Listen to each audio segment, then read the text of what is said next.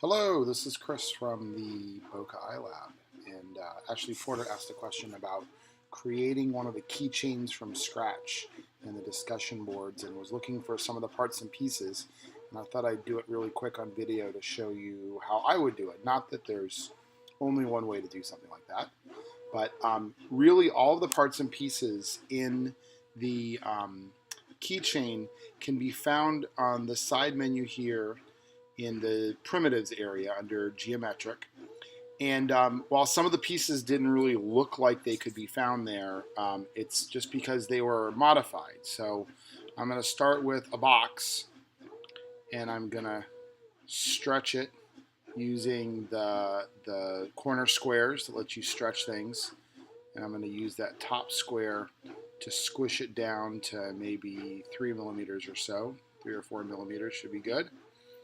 And then I'm going to grab a cylinder, and I want to make the cylinder the same width as the box I had. So if I look at the box there, it's telling me that I made it 21 millimeters. Let's make it 20 just to round everything off and make the math easy. And I'm going to grab that cylinder and kind of merge it in to the square. Sometimes it helps to look at things from different angles to make sure that you really have them lined up right, and maybe even do what I'm doing right now, use the arrow keys to line things up. So I think I've got this set up about the way I want it. I just need to lower this down to the same height, which was 3 millimeters. So they kind of merge together. And now I can join these into one piece by using the group tool. Okay, so there's kind of my rounded edged base. And in her question, Ashley knew that she was going to need to use a cylinder to cut the hole out with.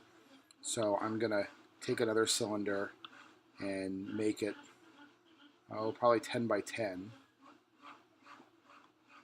And I'm going to make it hole colored so that when I kind of put it in there, can make the hole. Now, one trick is I want to make sure it's really centered, and you can do it by eye, but it's easier if you hold down shift to select both items and go to adjust and do align.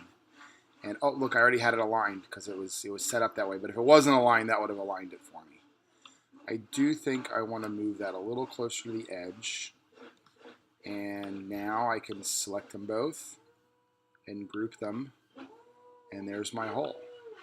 Now, there was a neat little border around these, and I believe what the border was these round roof pieces, and they were shrunk down considerably, like this. Let's zoom in a little bit on there.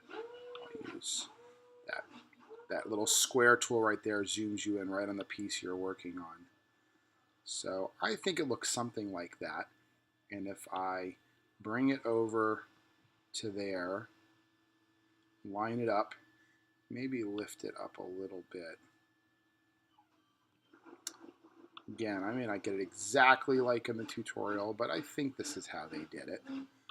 And then I can go ahead and just do some copy and pasting. You can go to Edit, Copy, Edit, Paste. Do it that way. It's probably what you're used to. Another option that kind of comes up now is you can click on something and say Edit, Duplicate.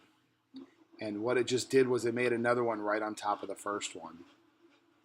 And then once you've got 2 or 3 and they're kind of set up the way you like them, you can start copying and pasting them in groups. So maybe I hold down Shift and do all those, and I'll do Edit.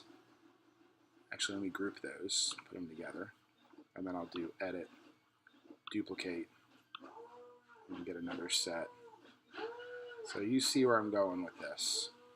And then maybe go ahead and I could select both of those and do my little adjust thing to make sure that they're aligned properly.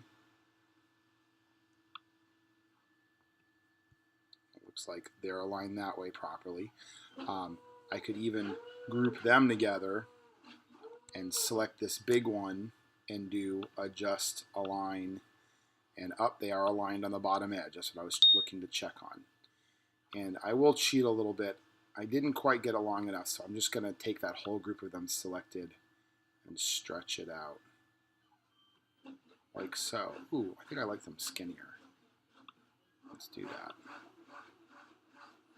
And then I'll do one more edit, duplicate, and put it on top.